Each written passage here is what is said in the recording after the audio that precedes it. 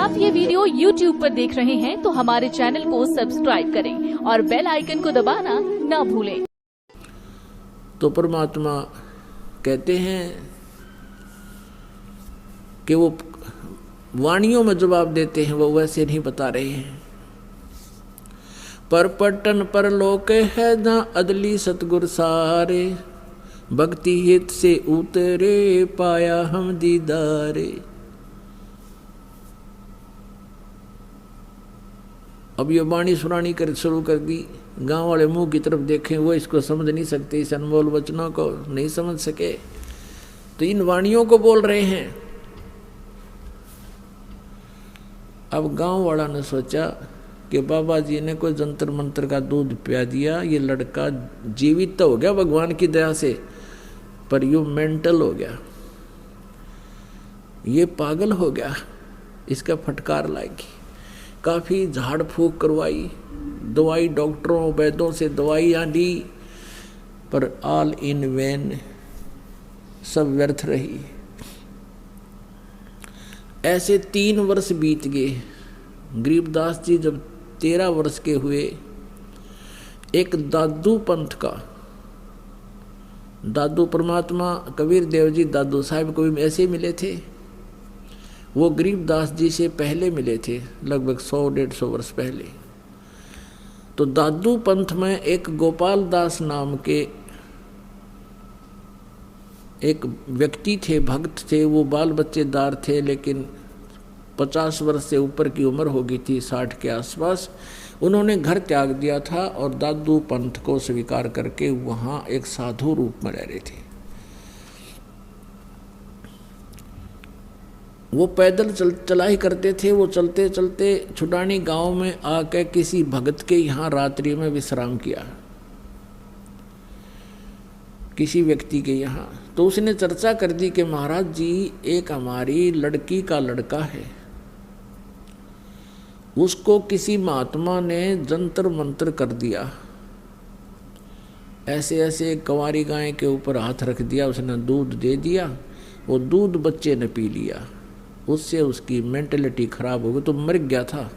परमात्मा ने दया करी, वो जीवित तो हो गया पर पागल हो गया, एंड बैंड बोल रहा है, पता नहीं क्या क्या बोलता है।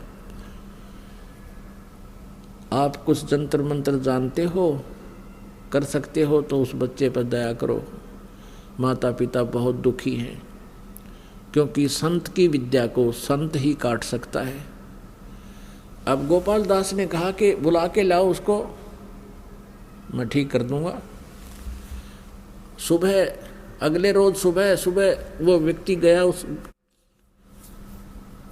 गरीबदास जी के नाना जी के पास, शिवलाल नाम था उनका, कि शिवलाल जी, ऐसे ऐसे हमारे घर एक महात्मा आए हैं, संत बड़े पहुँचे हुए हैं, और वो कह रहे हैं कि मैं इस आपके देवते को स्वस्थ कर देंगे। चलो भाई, शिवलाल जी कहने लगे चलो भाई। 2-4 व्यक्ति और चल पड़े और उसके घर चले गए। गरीबदास जी को भी साथ ले गए बच्चे को। अब उस दादू पंथी महात्मा गोपाल दास जी ने पूछा कि बेटा, वो कौन व्यक्ति था जो तुझे मिला था,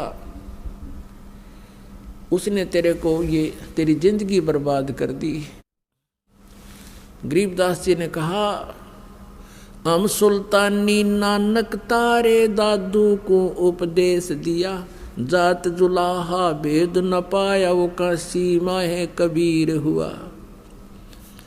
अब परमेश्वर कबीर जी ने बता दिया था गरीबदास जी को, बेटा मैं बनारस में धानक की भूमिका किया करता, और वहाँ मैंने बहुत ज्ञान दिया, बहुत से अपनी प्यारी आत्माओं को जो मेरे संपर्क में आए उनको सुख दिया, उनके दुख दूर किए, उनके संकटों का मर्दन किया, लेकिन वो मुझे पहचान नहीं रही। आप जाओ, मेरी महिमा का गुणगान करो, ताकि तुम वो पहचान सके मुझे। तो तब गरीबदास जी ने जब ये बात कही कि हम सुल्तानी नानक तारे दादू को उपदेश दिया, वो जाति जुलाहा और उसका भेद नहीं पाया, वो काशी माए कबीर हुआ। अनंत कोट ब्रह्मंडे का एक रति नहीं भारे, सतगुरु पुरुष कबीर हैं ये कुल के सिरजनहारे।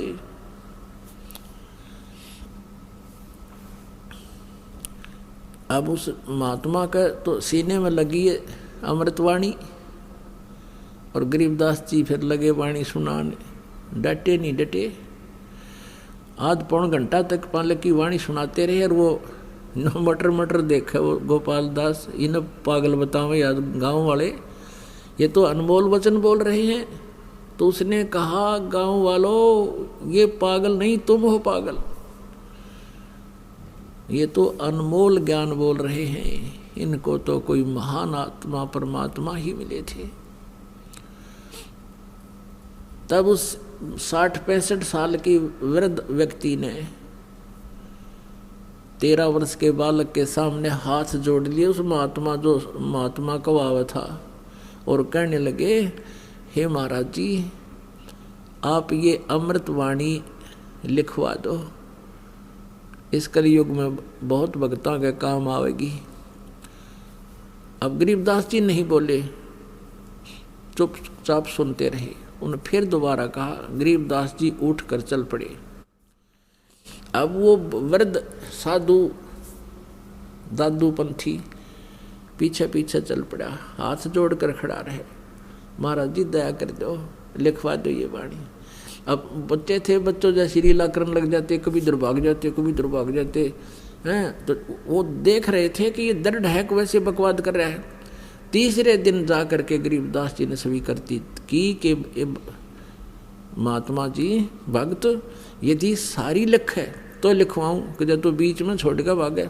अगर नहीं महाराज, मेरा तो जीवन ही न्यौछावर है भगवान के लिए, और आप समय दो। तो गरीबदास जी का एक बेरी का बाग था, बेरी का, उसमें जांडी के पेड़ थे। उधर ऐसा क्षेत्र था, पहले जाटी बहुत होया करती। उस जांडी के पेड़ के नीचे बैठ कर गरीबदास जी बोला करते थे। वो गोपाल दास बानिए के घर का, यानी बनिए के घर का वैश्य कुल में जन्म था गोपाल दास का। वो कुछ जानता था, अपनी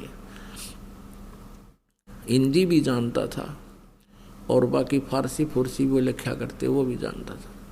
तो उसमें उसने फिर वो लिखना शुरू किया। गरीबदास जी बोल रहे हैं, गोपाल दास जी लिख रहे हैं। तो लगभग 6 महीने लगे इस लेखन कार्य को। फिर उसको एक बाद में ग्रंथ का रूप दिया गया, जो आज दास के पास उपलब्ध है। उसी वाणी जो कबीर परमात्मा की महिमा गरीबदास जी ने आंखों देखी बोली, और गोपाल दास जी ने लिपिबद्ध की, वो आपको सुनाई जा रही है। अब वो ज्ञान गरीबदास जी सुना रहे हैं।